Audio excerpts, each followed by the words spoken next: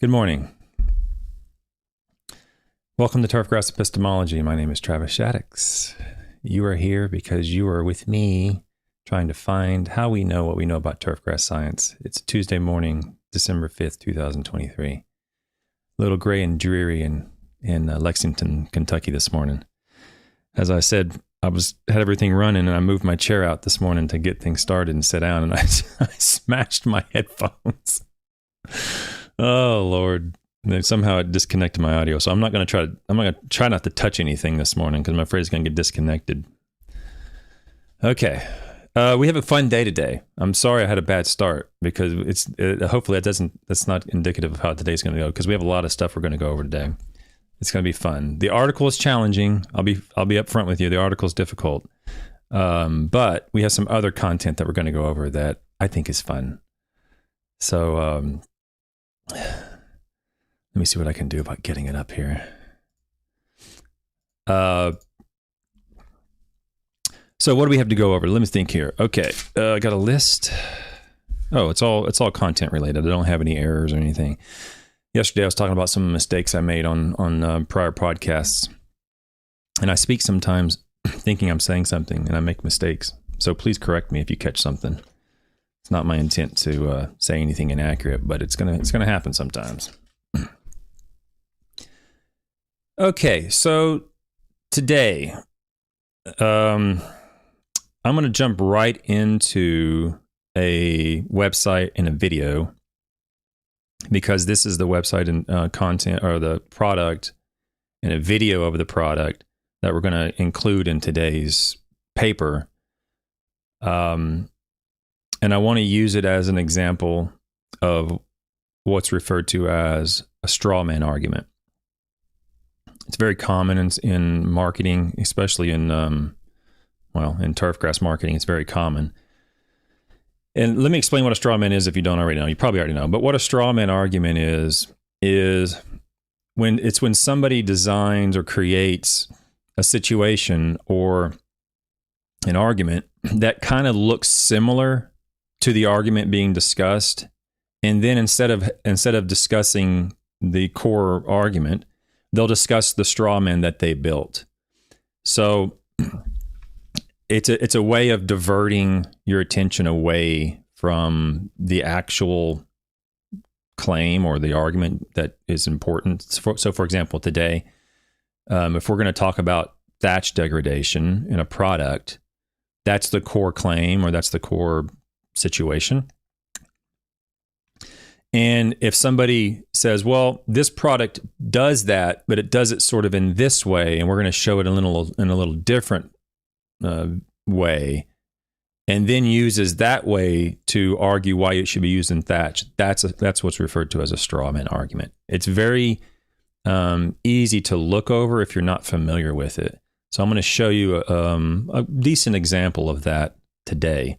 So let me get into the internet, and if I don't touch my mic or break it. Okay, so the article we're going to talk about today includes a product called Thatchless, and I'm not going to bother fidgeting with this stuff because the next internet window is going to put it back on square on the video on the screen here. Sorry about you if you're watching. So a product called Thatchless, it's made by Novozymes. Now this product that I have on the screen is called Tour Turf Thatchless ETD Enzyme Thatch Degrader. I don't think these are exactly apples to apples products. I think Thatchless back in, I guess it was 10 or 15 years ago when this study was conducted, was probably slightly different, but it contained many of the same active ingredients as this product. And Thatchless on this is a registered trademark. So I'm going to assume, perhaps incorrectly, that they're very analogous products. If it's probably the same product, it's probably just been slightly changed over time. And what Thatchless is, its claim is a biological thatch reduction product for rapid cellulose breakdown in sports turf. Now, I'll try to fix this screen over here. You can't quite see what I'm talking about.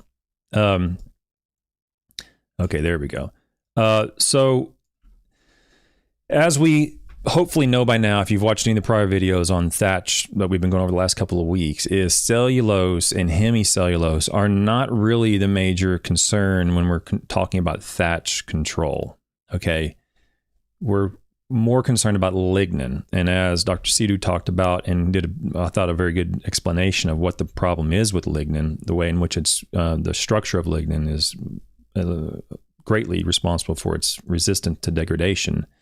And it surrounds the cellulose and hemicellulose sugars and prevents them from being degraded. But if you can break that lignin open and expose that cellulose to the soil and the microbes, it'll break down very quickly. And we've talked about the leaf tissue being very low in lignin and very high in cellulose and hemicellulose. And that leaf tissue doesn't generally contribute to thatch. So cellulose and hemicellulose are in many ways a straw man.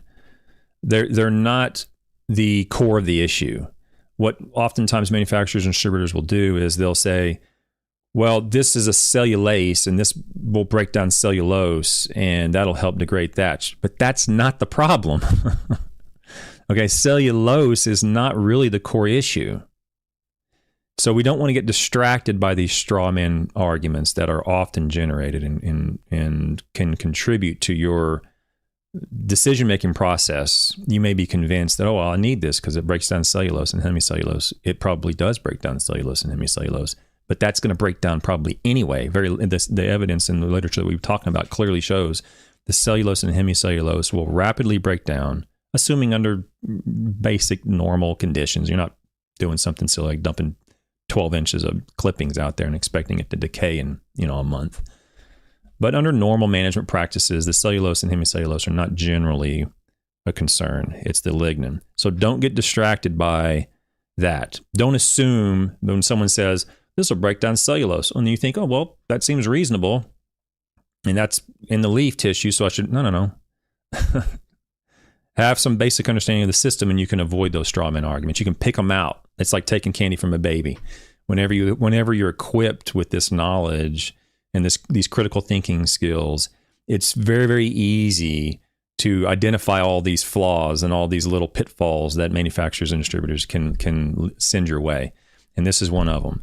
Okay, so just the claim itself alone, the biological thatch reduction product for rapid cellulose breakdown in sports turf, right there alone, I'm convinced, well, maybe not convinced, but I'm not convinced, how about that I should buy it because I'm not worried about cellulose. That's not a concern to me if I'm a turfgrass manager and I'm trying to manage thatch. Or at least it's a very, very low concern. Okay, it's not on the top of my list. What's on the top of my list is the lignin. And if I'm not gonna mechanically remove it, I'm gonna try to do it chemically or in a bottle. There's only one or two products that have shown anything. We've talked about lacase, and we're going to talk about a sugar tomorrow the next day. Okay. So let's look at this product, and you'll see it says Turf, that's hard to say, Turf Thatchless, ETD, which stands for Enzyme Thatch Degrader, is a biological activator for rapid thatch degradation, which contains 15% cellulase enzymes and then 2% sugars and wetting agents and seaweed extracts and all this stuff, 4 different cellulase-producing microorganisms.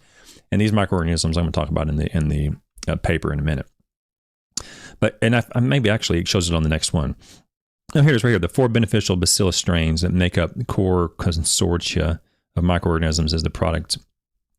And the product are Bacillus subtilis, Bacillus licheniformis, Bacillus amniolicofin, whatever, Bacillus pumilus, whatever, how you say those. Remember, the bacteria aren't really going to contribute much to lignin degradation, okay, these bacteria. Even fungi, it has to be white rot fungi, or it has to be a very specific, fungi that can produce a very high redox potential lacase to have really much of an impact. Okay, so, and that's I'm not just saying that. You guys can go back and look at those papers that I've already gone over with Dr. Raymer and Dr. Sidhu, and we talked about that.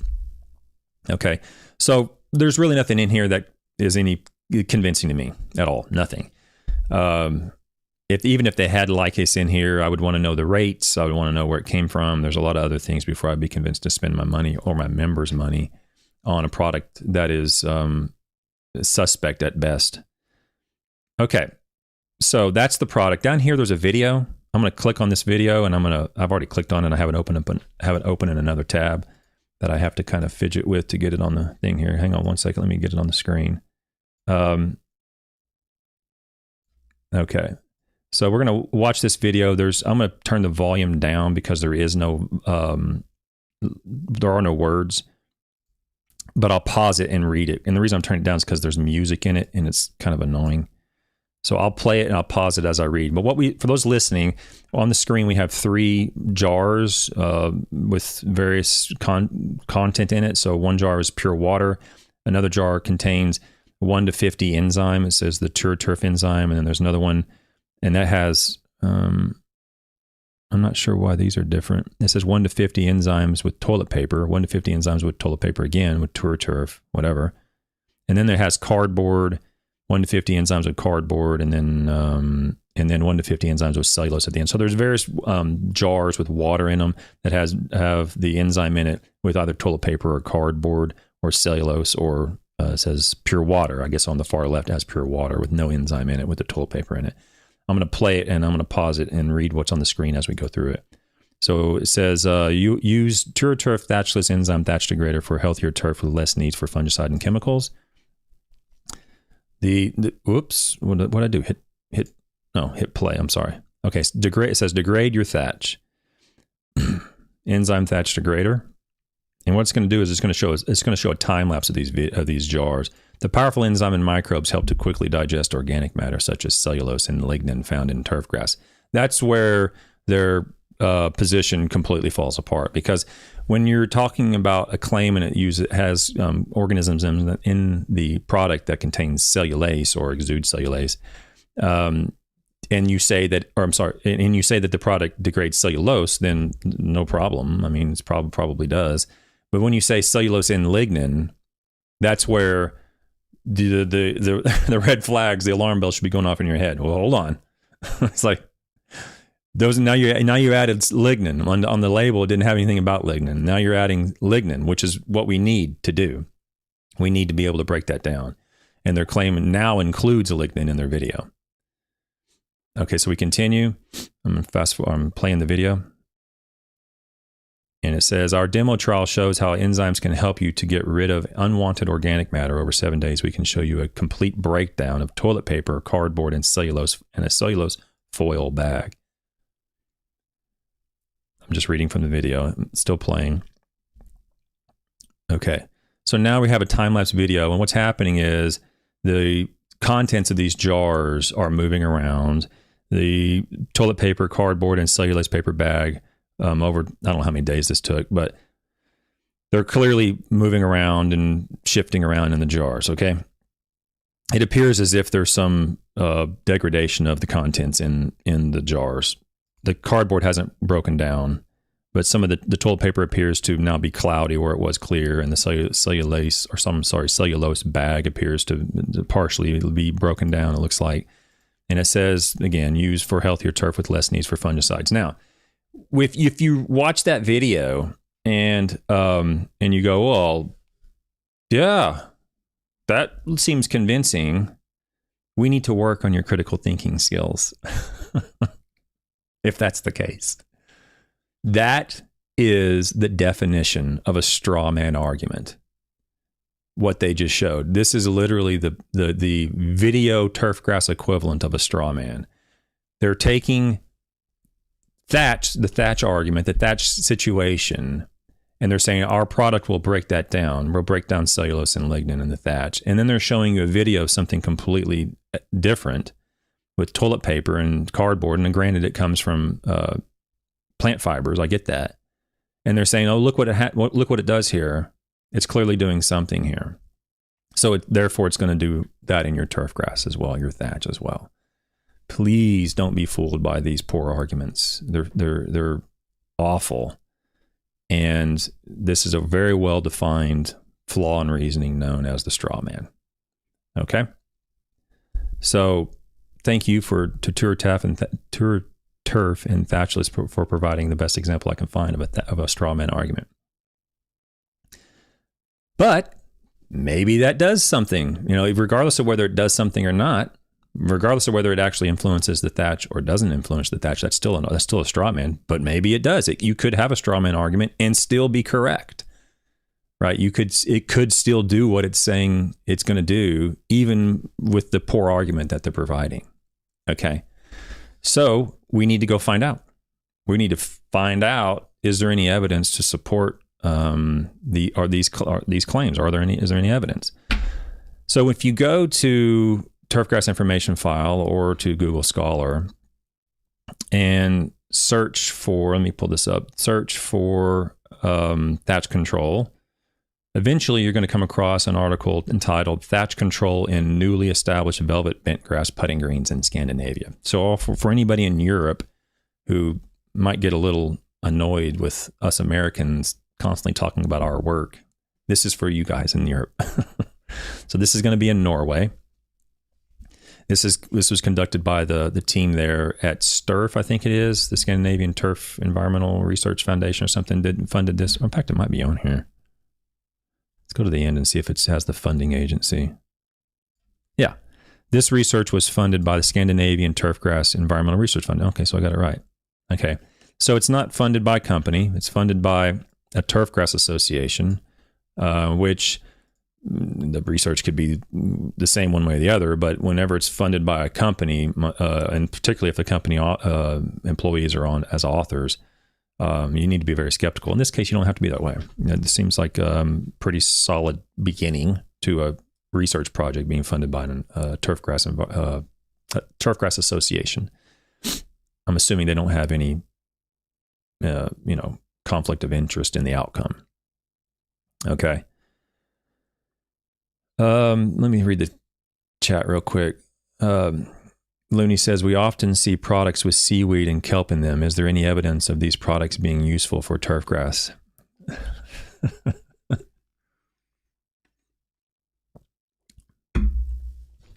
I think you're asking the wrong question, Looney.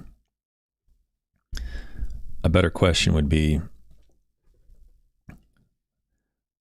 what is the consensus of science on these products? Because is there any evidence of these products being useful? The answer has to be yes. That it has to be yes, that there's evidence to support those products. But the body of literature, the body of evidence, is nowhere near to the degree of consistency that we would recommend, that I would recommend using those products in lieu of the foundational products like nitrogen, phosphorus when it's needed, potassium when it's needed, right? PGRs when they're needed, and so forth. It's kind of like winning the Super Bowl or winning the World Cup. It is nice to see, these really incredible athletes jump up and do these crazy, athletic moves and catch these crazy balls and do, bicycle kicks into the goal and really just amazing feats of athleticism. But that's not really what wins football games and World Cups. It's the foundational organization. It's the blocking and tackling, right? It's the core, coaching, and it's the foundation of success in those athletic sports are generally not the big fancy plays. It's generally the offensive line, the defensive line, proper passing techniques and all these things. It's not these one or two off plays that, somebody catches a one-handed, pass behind their head and for a touchdown. Those are amazing to watch, but it's generally not that wins championships. And I would say in general, when it comes to seaweed and kelp, it's generally not that's going to be that's going to lead to your success as a superintendent or a turf manager. It's going to be the blocking and tackling. It's going to be the water, the light, the temperature management, being aware of those throughout the season. That's what's going to be the foundation of your success in most cases. And occasionally you might find a seaweed product or a kelp product, give you that little extra push or that little extra quality that you're looking for. Occasionally you might find a wide receiver catch some crazy pass. I don't know if that's a good analogy or makes sense to you all or not, but the answer to your question has to be yes, there is evidence, but there's evidence to the contrary as well. Okay. Particularly under quote unquote normal conditions, if you have a normal situation where water, light, and temperature are normal, the nutrient availability to your turf is fairly normal, then adding those products generally don't do much. I think that's what the literature will show. And I'll go over those products. It probably won't be till February or March until I get to those products, Looney, because I have a pipeline of papers that are, I think I have like 90 papers, 95 papers or something like that already lined up. And I can shift things around if you all think I should. That's fine. I don't mind moving things. Like, I'm trying to do months at a time, like a topic for a month. And that topic doesn't come around till February or March. But I can always just switch it around. If that's, like I said, you guys just let me know. But that'd be my answer to that. I wouldn't spend a nickel on any of those products like that, with seaweed extract or kelp or humic acid or anything like that, unless I already had a very, very strong foundation already built. I'm aware of the water, light, and temperature issues. I'm managing them properly. And I wanted to maybe try something and see if I can get a little, extra edge. Then, I don't think there's any harm in that necessarily. But certainly I wouldn't do it in lieu of a strong foundational program that contains, proper management of water, light, and temperature and nutrients. So Gray Fox says, I often have a problem with cardboard and bathroom tissue in my lawn. So that video, that's the first thing I thought of too, is like, bathroom tissue and cardboard in my lawn. That's definitely what I want to compare it to, for the breakdown of cellulose. Those products do contain cellulose, the papers and, from the pulp industry and so forth. They probably contain some lignin in there too, I imagine. Certainly cardboard probably does. I'm not a cardboard specialist. I don't know what it's made from. I'm assuming it's wood pulp and things like that. But yeah, you got to use some critical thinking skills. Okay, so let me get into this paper. Thatch control in newly established velvet bentgrass putting greens in Scandinavia. I'm not even going to start to pronounce these people's names. I've come across Trygve. I'm sorry, I don't mean to be rude. I just don't know how to pronounce the name. I have come across him once or twice. This is the team from Norway. They put out quite a few papers. I'm really sorry. I can't even pronounce like the first word of their names, and it's just my own ignorance and not knowing how to pronounce your names. I really apologize for that. But this was published in Crop Science in 2012. So it's a top tier journal. It is not the way I would write this paper. Okay. It's their paper. They can write it however they want. I wouldn't write it this way because it's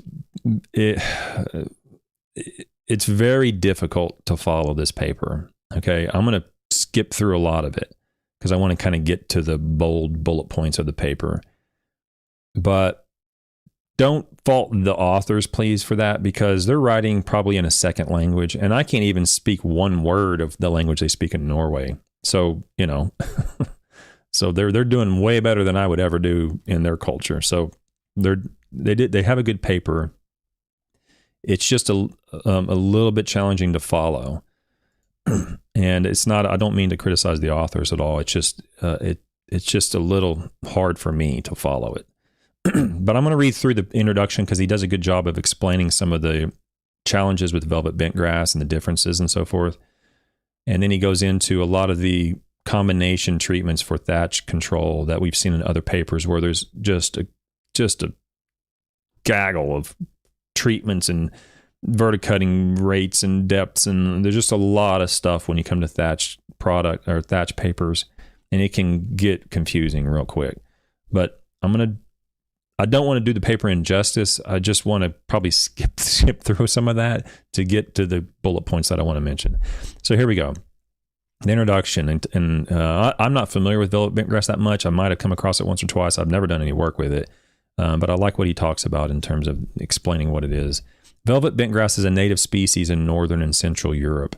After being brought to North America in the 1900s, New England golf superintendents realized that velvet bentgrass produced beautiful putting greens like a velvet carpet.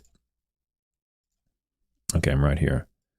In addition to very fine surface texture, velvet bentgrass has better shade and drought tolerance than other bent species. He has some citations for that. It has high resistance to dollar spot, brown patch. Oh, and brown patch. Velvet bentgrass tolerates as much or even more compaction and wear stress and competes better against annual bluegrass infestations than creeping bentgrass. So he's explaining the benefits or the advantages of using that versus creeping bentgrass. In the Nordic countries, so we're talking Norway and Sweden, the benefits of velvet bentgrass were rediscovered through a variety evaluation project in which velvet bentgrass had better winter survival than any other species on a putting green where no pesticides were used. Let me see. Let me read the next paragraph because I want to mention something here that's sort of tangential to this. In the 1960s and 70s, velvet bentgrass fell out of favor on North American golf courses. As fertilizer and pesticides were introduced, creeping bentgrass and annual bluegrass became the predominant species on putting greens. Since then, increasing environmental awareness has raised the need for well-adapted turfgrass species requiring less water, pesticides, and fertilizer use. In this context, velvet bentgrass seems to have a potential in North America and Europe, but its acceptance among golf superintendents depends on guidelines for optimal maintenance and especially thatch management, which is considered to be one of the biggest problems in this species. Now, what I wanted to mention here real quick as I go back to me here, what the authors are saying is that velvet bentgrass stood out in a study where there was very little input. It was sort of rediscovered as a species to consider or cultivar to consider compared to creeping bentgrass. But creeping bentgrass has been used for so long in North America because once we started using pesticides, we were able to manage it and manage the pests to acceptable levels. And so velvet bentgrass hasn't really caught on in the United States, which as far as I know, that's accurate. What I will say to my golf friends is one way or the other, we are going to move towards a more sustainable turf management model, meaning we're going to use fewer pesticides, we're going to use fewer nutrients, we're going to use less water, one way or the other.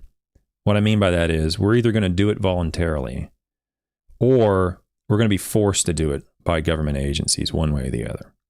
I don't see any way out of that. So the days of just unlimited water and unlimited nutrients and pesticide applications are over. There's a lot of resistance to this change. There's a lot of people coming on board, no question about it. There's a lot of resistance to this. And I think I'm not in favor of government oversight. I would prefer to do it internally. I prefer to voluntarily manage our pests and water and nutrients and so forth internally according to best management practices. But there's clear evidence that that's nowhere near as impactful as the institution or implementation of law. An example of that is no one seemed to care about phosphorus application. No one seemed to really reduce phosphorus applications for decades, even though scientists were saying you don't need to apply that much phosphorus. You don't need to apply that much phosphorus as an element of environmental impairment. And I think it was Minnesota was the first state that implemented phosphorus restrictions. And then it's gone on to Florida and everywhere else. And a lot of people in my industry are saying, phosphorus restrictions, it's horrible. They're trying to regulate these things. They've regulated it now. We've as a result of that regulation and the phosphorus blackouts, we've seen a dramatic reduction in the application of phosphorus in the golf industry. And that's noted in the nutrient survey we just published a year or two ago. Clearly, the phosphorus restrictions being included in local or state or federal, well, not federal, but local or state rules have resulted in a reduction of phosphorus applications. And no one's running around crazy thinking that the turf is all falling apart. Meaning, if we're applying less phosphorus now, the turf is still fine. Okay, so what they're saying in this paper is we're still using creeping bentgrass in the United States. We're not considering other species like velvet bentgrass that apparently can be used with far fewer inputs because we're able to use so many inputs. We're able to use all the fungicides. They can't do that in many of the EU countries. They can't just go out and start applying all this stuff. They have to find other other species or other ways of managing these turf grasses without all those inputs. And that's going to be us. We might as well get on the train now, because I think in my opinion, voluntarily moving on board the train now, starting to move towards basically genetics, starting to move into better genetics that require fewer inputs. The A-list species, or the A-list association, where we're looking at low input sustainable turf grasses, there's a lot of research that goes into finding species and cultivars that we can use that provide the same or very similar acceptable levels with fewer inputs.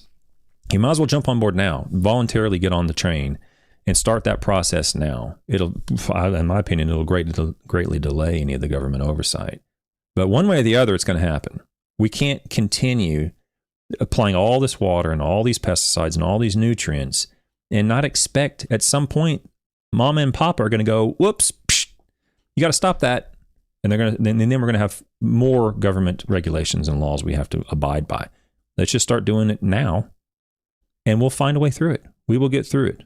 They've been doing it in Europe for decades, and we've done it here. We've reduced our phosphorus here only as a result, primarily as a result of government laws, instituting local ordinances, and the phosphorus has been reduced. Well, what do you think they're going to do? They're going to look at that and go, wait a second, we instituted phosphorus restrictions there, and we noticed a phosphorus reduction. Well, that seemed to work. Turfgrass isn't falling apart. Phosphorus applications are being reduced. We can argue the environmental impact of those regulations on another issue. That's another issue. But they're seeing that the government rule, the laws, the institution of ordinances are clearly having an impact. You can't go to Home Depot or Lowe's in many parts of Florida and buy fertilizers that have phosphorus in it during certain times of the year. So clearly there's less amount of phosphorus going out. When they recognize that, if they haven't already, it's going to continue to compound. So it's just an example of we're going to have to become more sustainable, which means growing grass to an acceptable level with fewer inputs. So get on the train. All right. Let's go to the next thing. Thatch control can be grouped into prevention of excessive plant growth and shoot density, 2, enhancement of microbial thatch degradation, or 3, thatch dilution and modification by sand, and 4, mechanical thatch removal. So those are the 3 control groups that these authors are basically saying exist. You can consider one of those 4. Skogley 75 reported 11.4% and 12.5% organic matter in velvet bentgrass mats, but surprisingly, these numbers were not affected by nitrogen rates under his experimental conditions. So he's going through the literature. Top dressing or returning soil from hollow tine cores will usually decrease organic matter content in mat by dilution, but at the same time, these treatments will also increase mat depth. The contribution of top dressing to microbial thatch degradation has been controversial. I wouldn't say it's controversial. I would just say it's inconsistent. Sometimes it does stuff. Sometimes top dressing doesn't do anything.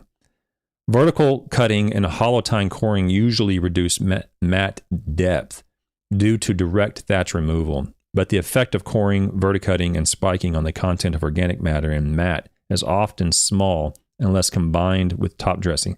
So you've heard me say before in prior streams is that one size doesn't fit all the thatch. Oh, you got thatch, go in there and verticut. Well, sometimes it works, sometimes it doesn't. Oh, well, you should core aerify. Sometimes that works and sometimes it doesn't. Well, okay, let's top dress. Yeah, sometimes that works and sometimes it doesn't.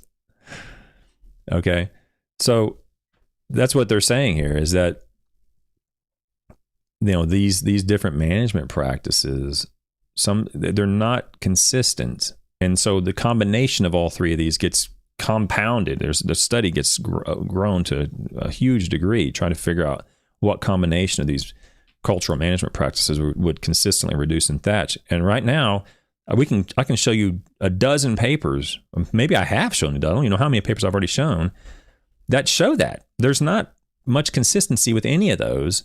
And the combination, in general, top dressing and verticutting probably where you're physically removing or diluting the organic matter or the thatch. Sometimes that helps, but not always. So thatch is not a one size fit all. Incorporation of sand into the verdure or in surface thatch can be difficult in high-density turfgrass varieties, and this problem may be even more accentuated in velvet bentgrass, especially if top dressing is not combined with mechanical treatments. Depending on timing and frequency, mechanical treatments are sometimes disruptive to turfgrass surfaces. We're aware of that. And this may be harmful to bentgrass because of the poor recuperative capacity of the species, so it's slow to recuperate.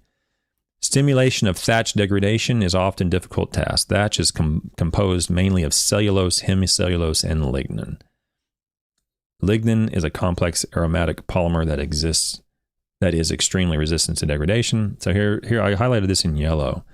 Biodegradation of lignin is mainly accomplished by a few species of fungi, but bacteria, especially actinomycetes, have also been reported as lignin degraders. So we've talked about the white rot fungi, specifically within that species, or I guess species of fungi. Even differences even exist between white rot fungi species. So you can't just use any white rot fungi. It's specific to, the species. This bacteria, actinomycetes, we haven't gone over. I would say the evidence supporting that is extremely weak. They have a citation here. But in turfgrass lignin, I would not have a lot of confidence in that. And we can go over that paper if you want, but I don't have a lot of confidence that actinomycetes would result in breakdown of lignin of turfgrass to a degree that we could measure and be, meaningful in terms of management practices.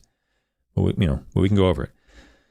It has been claimed that application of products like fungi, bacteria, enzymes, or other bioactive ingredients will enhance thatch degradation. However, the efficacy of such products under field conditions remains controversial. So, if you remember, Dr. Seedy was on here, and he said the problem is we don't have to just inflate the microbial population. We have to inflate a specific microbial population in the soil, and then we have to maintain that inflation of that population or activity of that one specific species or a handful of species. We have to maintain that over time. Just applying sugars out there generally won't do that. I mean, it might inflate that species, true, but it'll inflate all the species, and then it'll just go back down over at some point. The soluble carbon will eventually be depleted. So we have to look at a specific species or small group of white rot fungi, inflate that, and then keep it inflated to such a degree that it would influence the lignin in the thatch. That's not easy to do.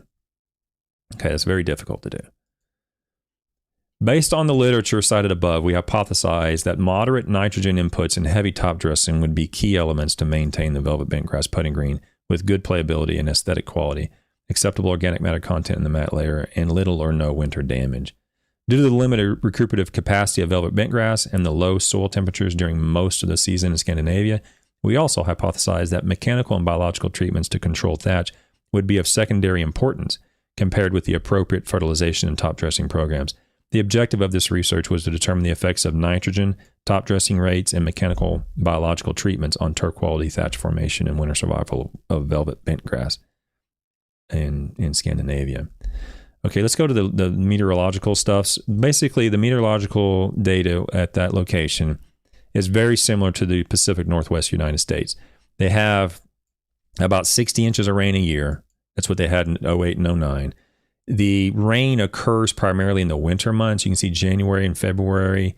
There's a little bit of rain. It goes down into May and June, where we have the least amount of rain is in May and June, and then it goes back up in September, October, November. So generally speaking, it's cold and wet in the wintertime and cool and drier in the summertime.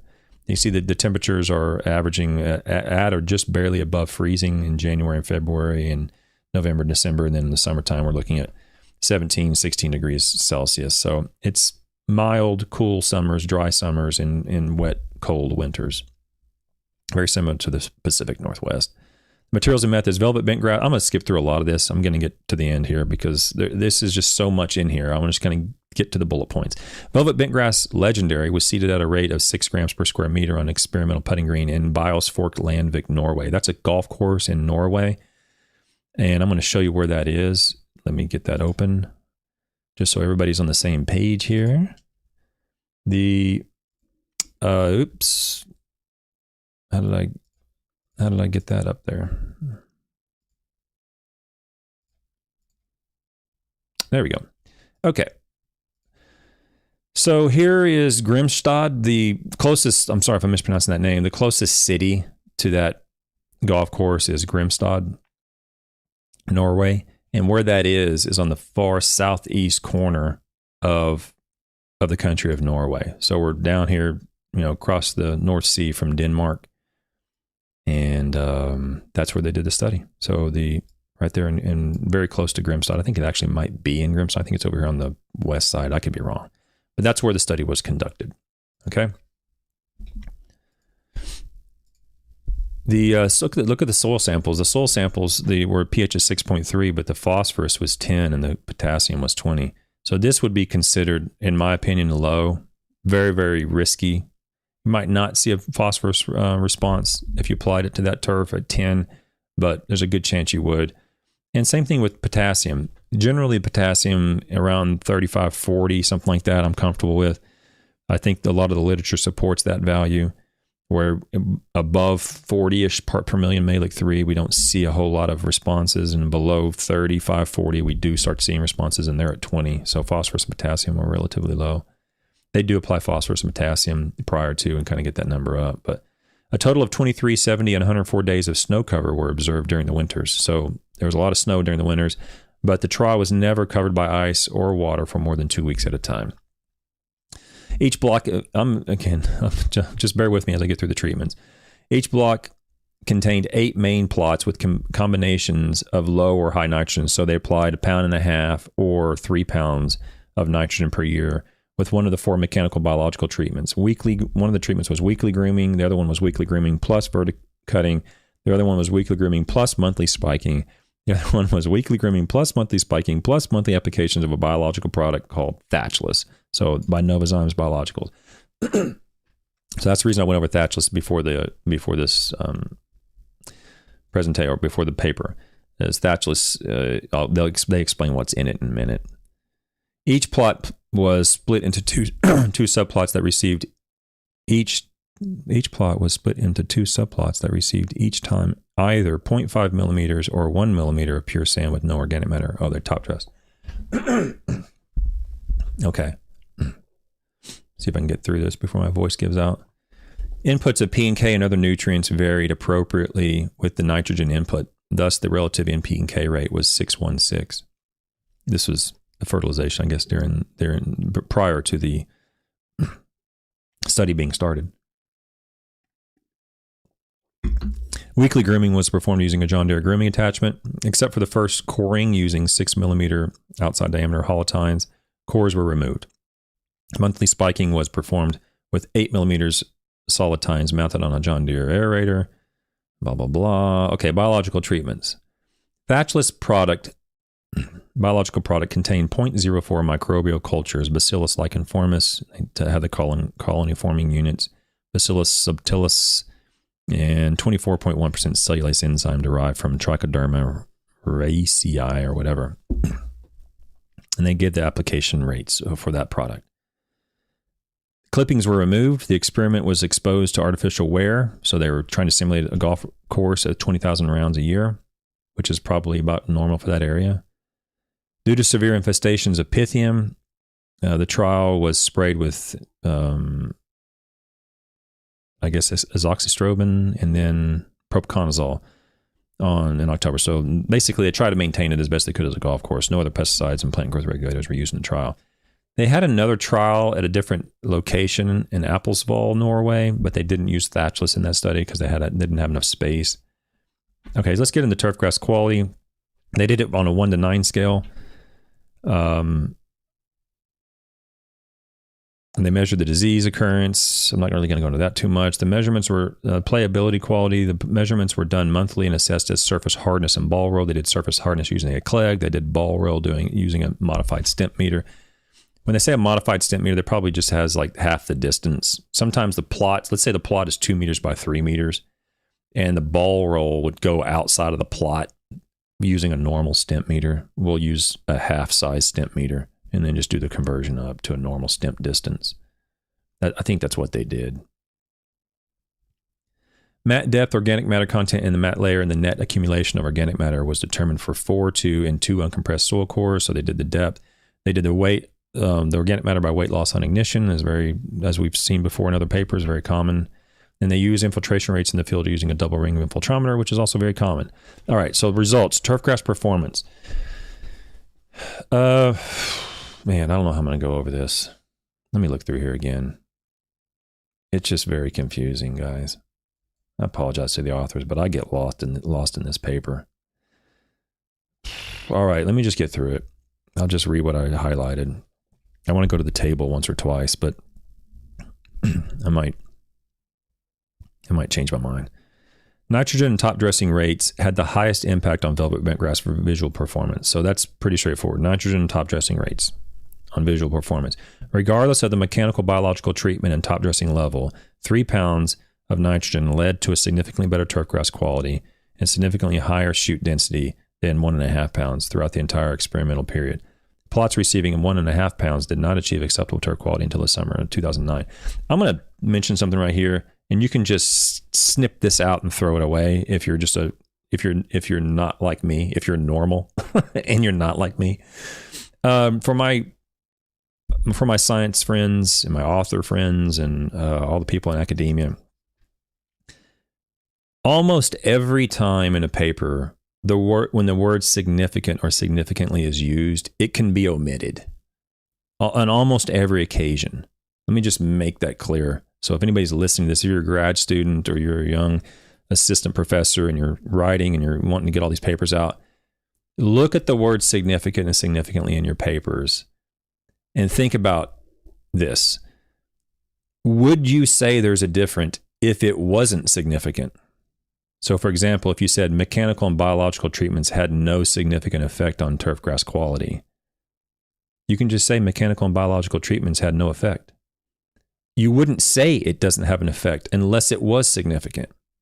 So when you're constantly using the word significant, significantly, all over and over and over and over and over, it's not necessary. It's superfluous, and it distracts from the paper, in my opinion.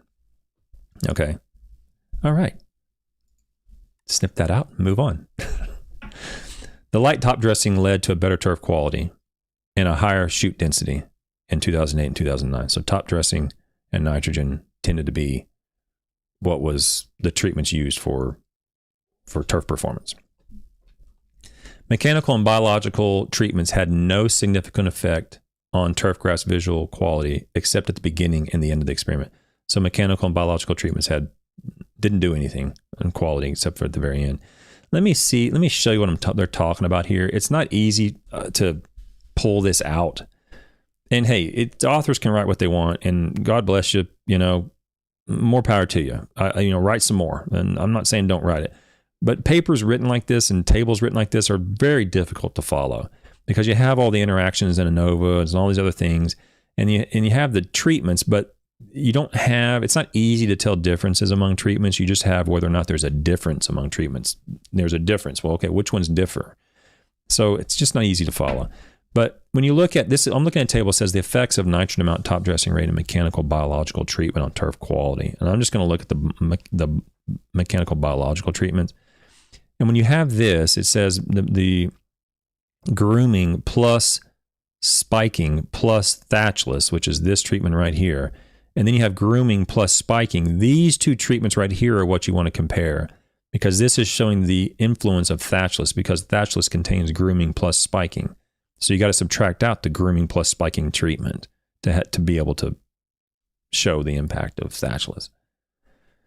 And you'll see below this, it has LSD at 5%. The mechanical biological treatment LSD is 0.5. So there's no impact here from the thatchless, even though there's a significant, you'll see here that there's a significant in the ANOVA. There's no impact by adding in the biological treatment.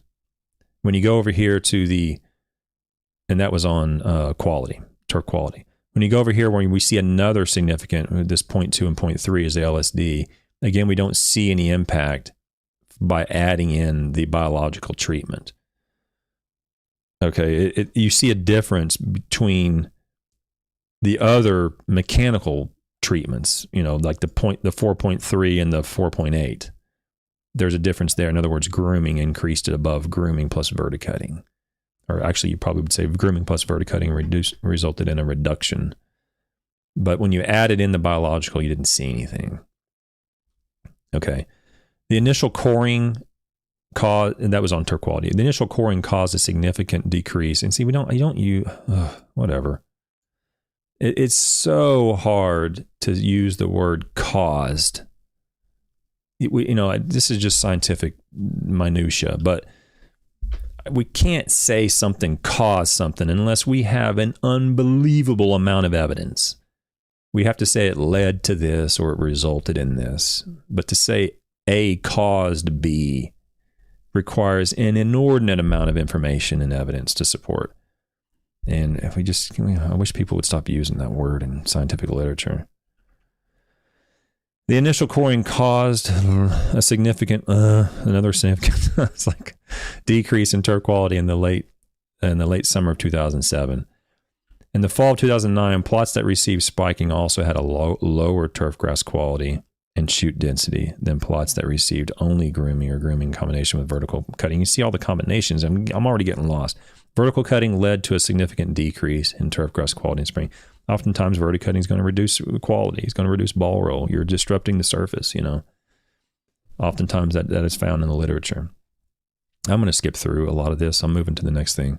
The ball roll distance was over 6 to 17% longer on plots receiving 70 or pound and a half in compared with 3 pounds in. That's very common. Usually at lower end rates, you have faster greens. As you increase the nitrogen rate, you increase the growth of the grass, and generally you'll slow the ball down. The main effect of top dressing rate or mechanical biological treatments on this character were not significant. So the biological treatments had no influence on ball roll. Surface hardness was significantly affected by all 3 treatment factors. The low nitrogen rate enhanced surface hardness as much as 15% in the fall of 2008 and as much as 27% in the fall of 2009 compared with the high end rate. The effect of top dressing was first detected in fall 2008 by 4% harder surface on plots receiving 14 millimeters of top dressing and then on plots receiving 7 millimeters. During the summer before mechanical treatments in 2009, plots received 14 millimeters of top dressing were as much as 6% harder than those receiving 7 millimeters of top dressing. Among mechanical treatments, spiking in combination with grooming led to less surface hardness. In the summer and fall of 2009, the biological product Thatchless significantly increased hardness of the plots also receiving spiking plus grooming. He's going to come back to that, and he's going to postulate as to why that occurred, and I'm going to disagree with him. I'm going to get to that. Thatch assessments. On average for top dressing levels in mechanical biological treatment, doubling the fertilizer rate from 1.5 to 3 pounds increased match thickness by 4.4 millimeters by the end of 2008 and 9.8 millimeters by 2009. So you're adding more nitrogen, you're growing more thatch. It's not rocket science. Organic matter content in the mat layer was significantly influenced by nitrogen rate, top dressing, and their interaction. By the end of 2009, organic matter content increased by 1.9% with an increase in nitrogen rate from 1.5 pounds to 3 pounds under light top dressing, but was unaffected by nitrogen rate under heavy top dressing. Okay, the main effect of mechanical biological treatment on organic matter content was not significant in 2008, but by the end of 2009, the organic matter content was 1.1% lower on plots receiving vertical cutting plus grooming than on plots receiving grooming only. So vertical cutting appears to be lowering the percent of organic matter a little bit. The main effect of mechanical or biological treatment on mat organic matter dry weight per unit was not significant. So this Thatchless product is not having an effect on organic matter in the mat layer. The infiltration rate compared with the grooming alone, spiking in combination with grooming enhanced the infiltration rate by 51%. So you're increasing the infiltration rate. Addition of Thatchless to grooming plus spiking treatment caused no further increase in infiltration rates. As a main effect, doubling the top dressing level significantly improved soil infiltration by 61%. Fertilizer had no effect on it. So that's that. I'm sorry, guys. I'm getting bored with this article. I'm sorry. Oh, I had to go over it because it included another biological. I'm getting burned out on Thatch. I'm sorry. I hope you guys aren't. I'm supposed to, infuse excitement into these articles, but Thatch is not my area. So now we're talking effective nitrogen rate, top dressing rate, and mechanical biological treatment on surface hardness measured by gravities. You see the surface hardness not affected by the thatchless here in the summer of 2008, nor in the fall of 2008. And then you do see that occur in the summer of 2009, but not in the fall. So there was a little bit of an impact here, but you had an increase in firmness, and they're going to talk about that in a second. I'm going to skip down to it. Mat characteristics measured as mat depth. We just talked about this, where there was no influence of thatchless on the organic matter content, although there was a difference in the when you did the grooming plus vertical cutting. So the vertical cutting right here is what resulted in a reduction, the physical removal. Okay, physical removal of thatch is what we want to do. We talked about that before. Okay, it's coming down to the end. Okay, mechanical and biological thatch control. The effect of mechanical treatments on thatch formation in the mat layer did not become significant until the end of 2009, probably due to the initial low content of thatch in the newly established putting green. Probably true. If there was no thatch, you're not going to measure a reduction.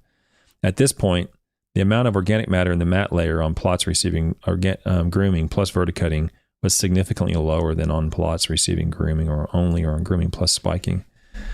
The fact that vertical cutting resulted in the lowest organic matter content in the mat layer is not surprising, as this was the only treatment where organic matter was actually removed from the turf. And we talked about that. You got to go in there and remove it, guys. Stop fiddle-faddling around and messing with this silly stuff about bugs in a jug and trying to think you're going to actually do something. I'm going to have a video tomorrow. I came across a product. It's called, I can't remember. Thatch something. Another bugs in a jug. Actually, I don't think it's bugs in a jug. I think it's like, I don't remember. I'll talk about it tomorrow. But I was watching it yesterday, and I'm like, oh my Lord. It's made for home lawns, I think. I think it's marketed for home lawns. So I'll talk about that tomorrow. Another scam, basically. So even if it did have an effect, the question is it going to be meaningful or impactful to you? We can't even measure an effect at all, much less one that's of significant value to you. The first coring at Landvik was more disruptive than beneficial. This was probably due to the low stability, softening and scalping in the immature turf, and or low recuperative capacity of bentgrass. Although spiking resulted in softer greens, it significantly improved infiltration rate. So there you go on that. All right, so last two paragraphs. In the summer and fall of 2009, the 4% increase in hardness by thatchless application on plots receiving spiking in combination with grooming was probably due to enhanced thatch degradation. Show me the evidence for that. You didn't show it in your own article. You didn't show it on organic matter. Didn't show it on thatch depth. 4% increase in hardness probably is undetectable to the average person. So it's probably biologically insignificant. But we'll go with it. But then when you're going to postulate and say it was probably due to enhanced thatch degradation, well, this is a thatch study. Show me where it happened, right? And you don't show where it happened. So that's not even a postulation. That's just that's just a wild ass statement. I mean, this is a thatch study. You don't have to guess. You don't have to say probably. Did you measure thatch difference or did you not? And you didn't. So if it got firmer, if the surface got firmer, so be it. But don't say it's probably due to enhanced thatch degradation unless you found that. However, as we observed no significant difference in the organic matter content between the corresponding treatments, it might be speculated that surface hardness is a more sensitive character reflecting thatch degradation than is organic matter content. I just don't think this should be in the scientific literature, to be frank. What is the title? Let me see here. Thatch control. Thatch control. The title is Thatch Control in Newly Established Velvet Bentgrass. And at the end, you're postulating it might be due to enhanced thatch degradation. But you did. Come on. You didn't measure it. Or this is a thatch study, and you didn't find that.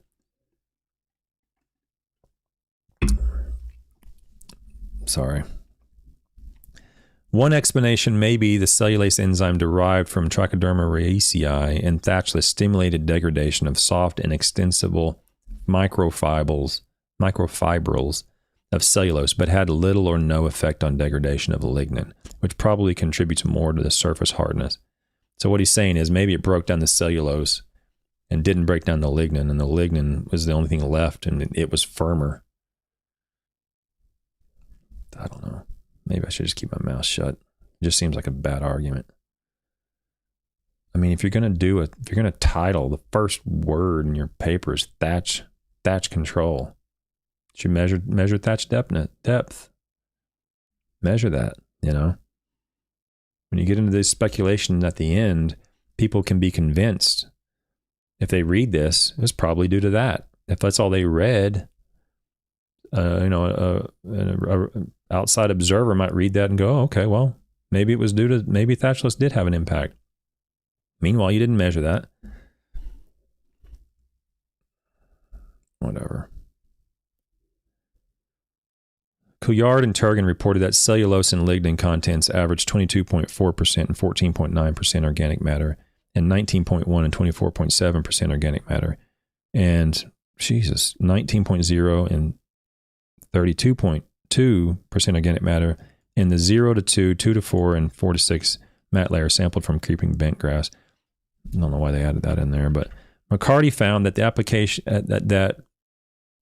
application twice per year of a biological Thatch control product, which contains selective microorganisms, bioactive ingredients, and some nutrients, did not reduce Thatch on a newly seeded creeping bentgrass putting green. Remember, we went over that paper. That was McCarty and Greg did that paper. We went over both their papers, and they found there was no impact. And on the second paper in the established one, they actually showed it increased Thatch. The Thatch, what is it called? Thatch X that was supposed to degrade Thatch actually resulted in an increase in Thatch in the second paper on A1 bentgrass. So it's very, very unlikely that this product resulted in some sort of degradation, and that degradation resulted in firmer turf or firmer surface. So this paragraph, the speculation in this paragraph annoys me.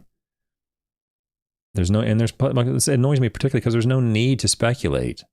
You measured Thatch. Just say you don't know. It increased the hardness.